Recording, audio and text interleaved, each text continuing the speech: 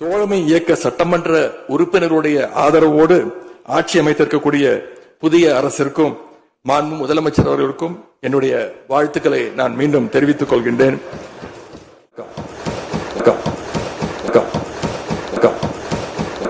முதல்ல என்னை இரண்டாவது முறையாக தேர்ந்தெடுத்து இந்த சட்டமன்றத்திற்கு அனுப்பிய என்னுடைய சேப்பாக்கம் திருவல்லிக்கேணி தொகுதி மக்களுக்கு என்னுடைய நன்றியை நான் இங்கே தெரிவித்துக் கொள்கின்றேன்.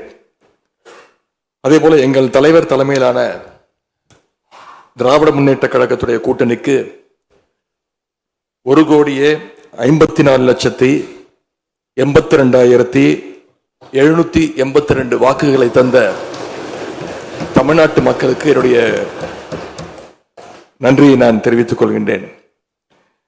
அதேபோல எங்களுடைய கூட்டணி சட்டமன்ற உறுப்பினருடைய வெற்றிக்காக உழைத்த திராவிட முன்னேற்ற கழகத்துடைய அனைத்து நிர்வாகிகளுக்கும்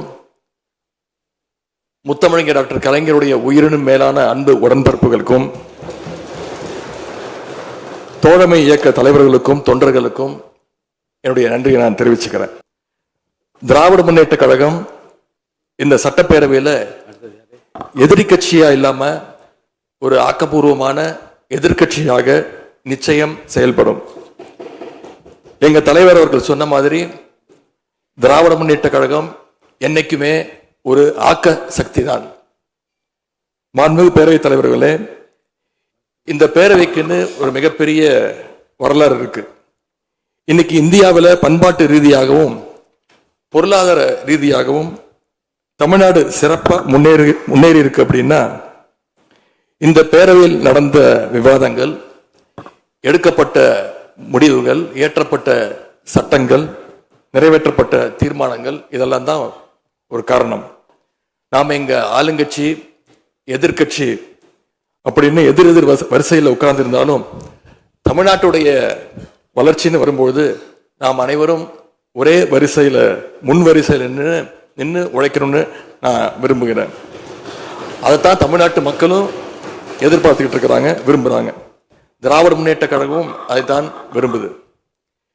எங்களுடைய தலைவர் அவர்கள் கடந்த 5 ஆண்டுகள்ல அடிக்கடி சொல்ற ஒரு வார்த்தை, இது எனது அரசு அல்ல நமது அரசு என்று எங்களுடைய தலைவர் அவர்கள் அடிக்கடி சொல்வார். அதை நிரூபிச்சியும் காட்டியிருக்கிறார். சென்ற திராவிட மாடல் அரசுங்கிறது வாக்களிச்ச மக்களுக்கு மட்டும் இல்லாம வாக்களிக்காத மக்களுக்குமான அரசாகத்தான் செயல்பட்டு வந்தது. ஆகவே இந்த புதிய அரசும் அனைவருக்குமான அரசாக உங்களுக்கு வாக்களிக்காத மக்களுக்குமான அரசாக செயல்படும்னு நான் விரும்புறேன். இந்த நேரத்தில் இன்னொரு விஷயத்தையும் இங்கே நினைவுபடுத்த விரும்புகிறேன். மாண்புமிகு பேரவைத் தலைவர் அவர்களும் மாண்புமிகு முதலமைச்சர் அவர்களும் இன்னைக்கு எதிர்கட்சி தலைவராக இருக்கிற நானும் ஒரே காலேஜில் படித்த ஓல்டு ஸ்டூடெண்ட்ஸ். ஒரே காலேஜில் நாம் படிச்சிருந்தாலும் அரசாங்கத்தை நடத்துறதுல திமுக தான் சீனியர் பேட்ச். அது உங்களுக்கு தெரியும். 1967 ஆட்சிக்கு வந்தது திமுக தான். நாங்கள் தான் சீனியர்ஸ். அந்த அடிப்படையில் எங்களுடைய நாலேஜையும் எக்ஸ்பீரியன்ஸையும் நாங்கள் ஷேர் பண்ணிக்க ரெடியாக இருக்கோம். அதை ஏற்றுக்க நீங்களும் தயாராக இருங்க.